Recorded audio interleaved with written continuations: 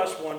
As a result of identified challenges, officials stated that command's posture is not sustainable for long-term and new military construction would be needed to support the headquarters operation in Colorado Springs, Colorado. I mean, you go from, we need to go to Redstone, no, we don't need to go to Redstone. You have two reports now saying, we got this wrong potentially. I mean, what is your response as a representative of this area? Well, it's revealing of the last administration also that they recommended Colorado rather than these 21 categories that were evaluated to do what was best for national security. This right here shows that Colorado was a great temporary location. It was never to be the home base for Space Command, exactly what we've told the people and exactly what the President has told the people. In our communications, I believe that we know what's best for national security, and that's what I want to be a part of. $426 million more to do the construction in Colorado rather than in Huntsville. I don't think the taxpayers of this country are ready to foot the bill for an additional $426 million when the cost to construct and cost to maintain at Redstone are that much more cost effective.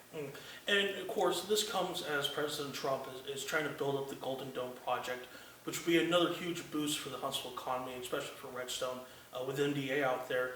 Do you think that, again, the answer, our question really has been, when could this move be announced potentially for a permanent stay in Colorado or coming to Huntsville? Well, I think it can happen at any time. You look at it, this is the decision of the Secretary of the Air Force. And then you start looking at Golden Dome. Had an opportunity a couple of weeks ago to speak to the President and Vice President in the Oval Office and national security. Both of those issues were brought up and capability of our area. I mean, I'm just telling you right now, Redstone is fully able to handle these missions. You start looking at Golden Dome, that right there is our community. A bullet hitting a bullet, it's not something we want to do, it's something that we've already done. And so we're going to continue to let the President and Vice President know those capabilities. Let's do what's right for national security. I believe that's in Huntsville, Alabama, and I anticipate that decision being made soon.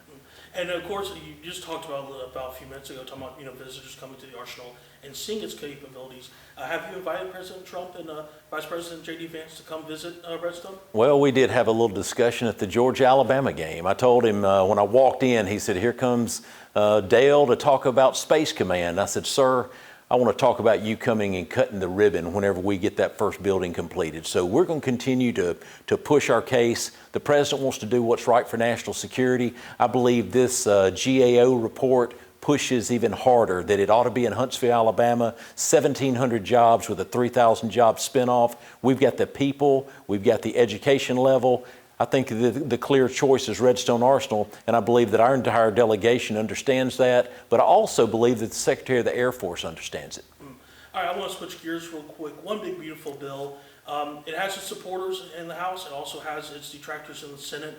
What's your thoughts on the current status of the bill as it goes through the Senate? Well, I'm ready for the Senate to take the bill up. I believe there's other things that can be cut there. A $36 trillion debt is unsustainable in this country. You look at the tariffs that have been charged to America when we charge no tariffs to other people. What we're going to do is bring those industrial jobs back to America, get our workforce back going at a even greater rate. You start looking at it, we've got 1.4 million illegal aliens that are taking advantage of Medicaid. You start looking at the able-bodied Americans that are on the sideline, about 4 million that are also taking Medicaid. This right here is not right to the working class Americans, and I think this exposure by DOGE has been enlightening on many, not just Republicans. It's unbelievable for people to see how much wasted money is involved in our government, and I think that we're going in the right direction.